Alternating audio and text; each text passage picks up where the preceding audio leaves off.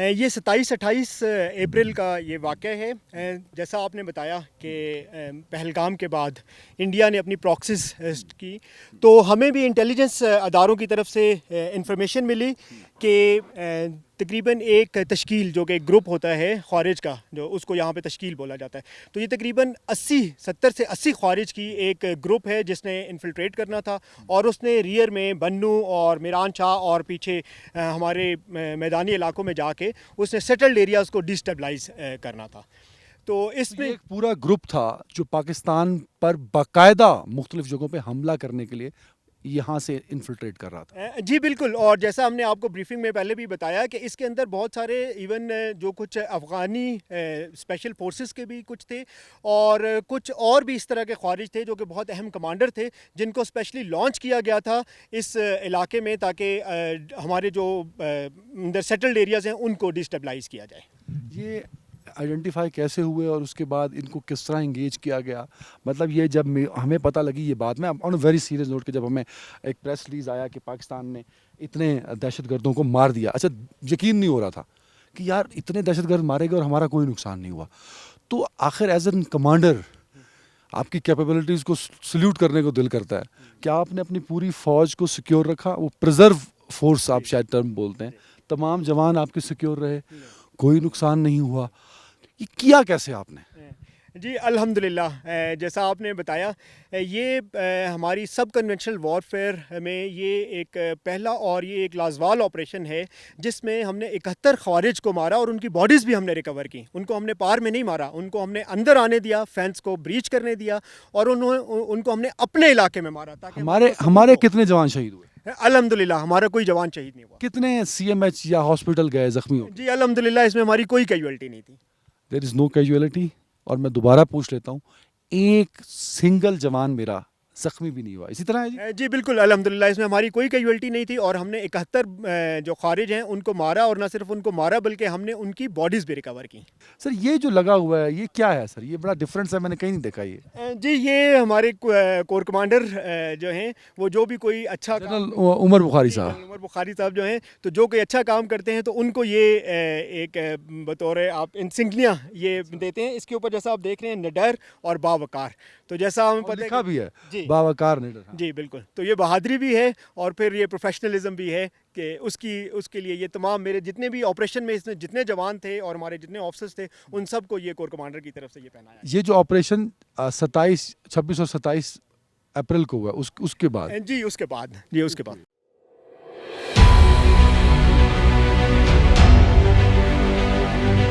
ناظرین میں ان جوانوں کے ساتھ موجود ہوں جو کہ جن کا جذبہ، جن کا ولولہ، جن کا عزم، جن کو دیکھ کے خوف محسوس کرتا ہے یہ دشمن.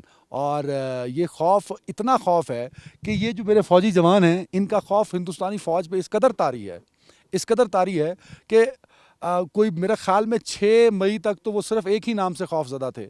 وہ نام تھا field marshal general Asim Munir.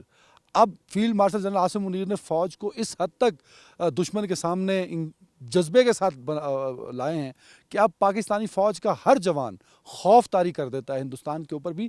اور جو میرے پیچھے آپ ویسٹرن بارڈر دیکھ رہے ہیں پاکستان اور افغانستان کا، یہاں جتنی پراکسیز ہیں، کیونکہ یہ وہ صوبہ ہے پکتیا اور خوست جہاں ہندوستان کے کونسلز بھی ہوتے تھے جب اشرف غنی صاحب کے زمانے میں، اور ہندوستان کی را اور آئی بی کے بہت سارے آپریٹرز، انٹیلیجنس آپریٹر یہاں کام کر کے گئے ہیں. تو پورا ایک نیٹ ورک موجود ہے جو پراکسیز کو آپریٹ کرتا ہے، فتنۃ الخوارج کو آپریٹ کرتا ہے اور انفلٹریٹ کراتا ہے پاکستان کے اندر. اور یہی 26 اور 27 اپریل کی رات کو ہوا کہ جب 70-80 لوگ فتنۃ الخوارج کے پاکستان میں داخل ہو کے مختلف جگہوں پہ جا کے دہشت گردی کرنے چاہتے تھے، لیکن ان جوانوں نے نہ صرف ان کو جہنم میں پہنچایا بلکہ اس ملک کا دفاع بھی بھرپور انداز سے کیا. کیا نام ہے آپ کا؟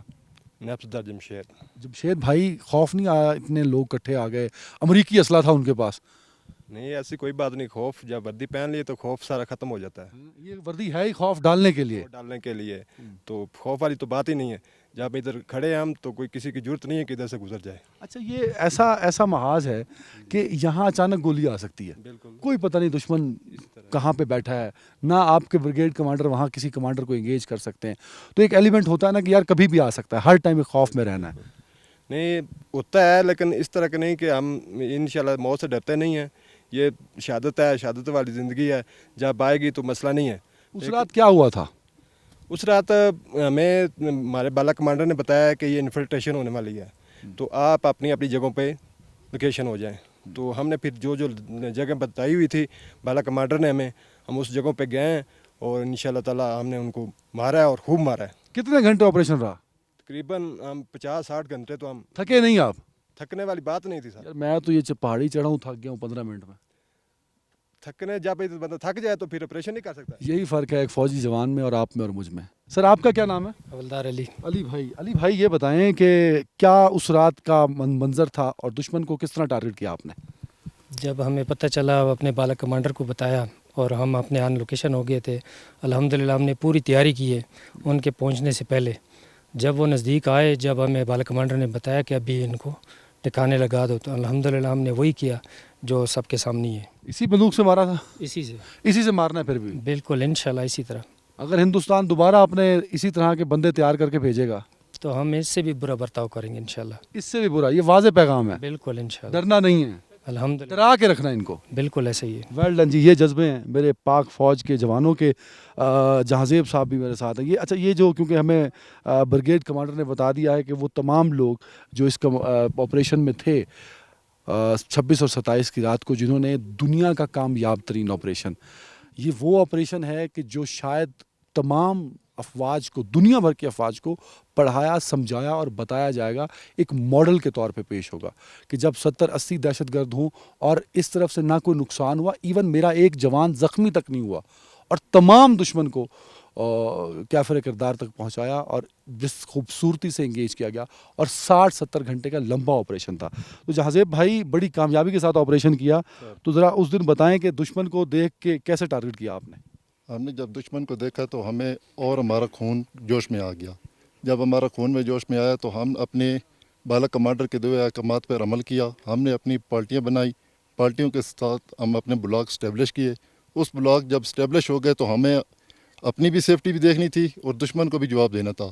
تو ہمارے بالا کمانڈر کے جو احکامات تھے اس پر ہم نے عمل کیا اور ان کا بھرپور جواب دیا, جس میں ان کو ہم نے شکست دی اور خود فتح ہوئے.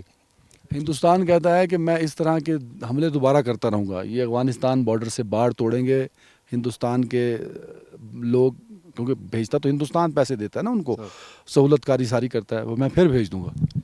وہ بھیجیں, ہم بھی آل ٹائم ہر وقت تیار ہیں. ہمارے پاس ایسی ایسی سائٹیں اور ایسی ایسی انفارمیشنیں ہیں جس سے ہم ان کا بھرپور جواب دیں گے. تو زبیر بھائی ہر ٹائم یہاں خطرہ رہتا ہے کہ کبھی بھی دشمن آ سکتا ہے؟ بالکل, تو ہم اس کے لیے تیار ہیں انشاءاللہ. ہر ٹائم ہم تیار ہیں 24 گھنٹے, جس وقت دشمن آ جائے ہم اس کو جواب دینے کے لیے تیار ہیں. تو دوسری طرف دشمن ہے, وہ ایک طرح کا ایسا اندھا دشمن ہے کہ وہ نظر بھی نہیں آتا. وہ کبھی بھی آتا ہے, فائر کرتا ہے, پاکستان پہ حملے کی کوشش کرتا ہے.